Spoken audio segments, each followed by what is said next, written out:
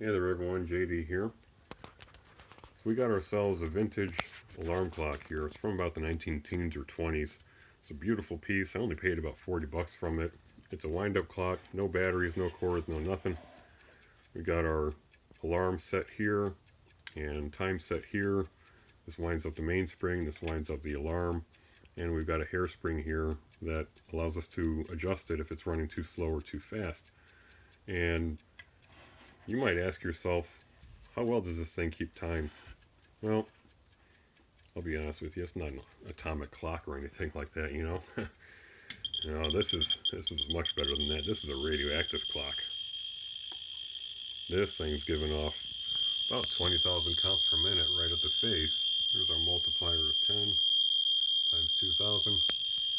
But we see as we back off, that attenuates pretty substantially just in air. And when we're here about roughly a meter away, it's not discernible from background. Right now, my probe is facing the wall, 180 degrees away. So that's a pretty substantial attenuation. And that tells us it's probably low energy betas coming off of this thing. So the numbers and hands on this clock were painted with a paint that has radium in it, and they did that in order for it to glow in the dark. And it still kind of does. It's pretty weak these days, but the thing is 100 years old.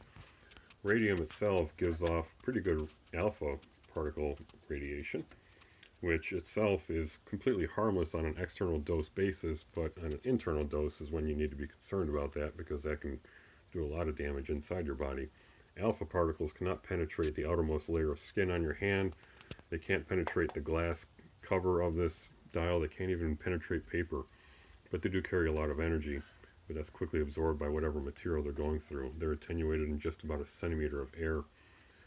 But betas, which we're seeing here, they're attenuated further out. If we have high energy betas, they can make it as far as several meters in air, but low energy betas, not nearly that far as we just demonstrated here. There's also gamma radiation, which is much more penetrating. That's essentially light. It's very much like X-ray, just a little bit higher energy. But we don't have much gamma radiation coming off of here. So did this little video to kind of tell you something real quick about radiation, how we keep ourselves safe from it. The three principles of radiation safety are time, distance, and shielding. So time, limit the amount of time that you're exposed to a given radiation source. Distance, maximize the distance between yourself and the radiation source. And shielding, if at all possible, have some sort of a shield between yourself and the radiation source. So time, I'm only in front of this clock when I'm just grabbing clothes out of my dresser or grabbing my watch and my wallet off of my dresser here. Distance, it's about 12 feet from my bed, so I'm not worried about that. And shielding, as we just demonstrated, we're able to effectively attenuate or shield ourselves from this radiation with just about a few feet of air. So the dose rate's coming off, even though the meter was really screaming, that only equates to a few millirem per hour, and that's not even close to an annual limit of intake for a radiation worker. So with these principles in mind, it's really easy to keep yourself safe from radiation.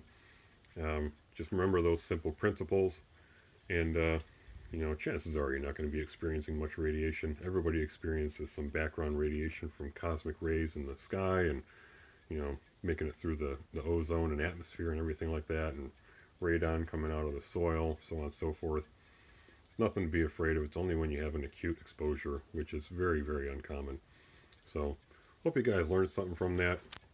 But gosh, when you look at the time, I need to make dinner. We'll see you guys on the next video.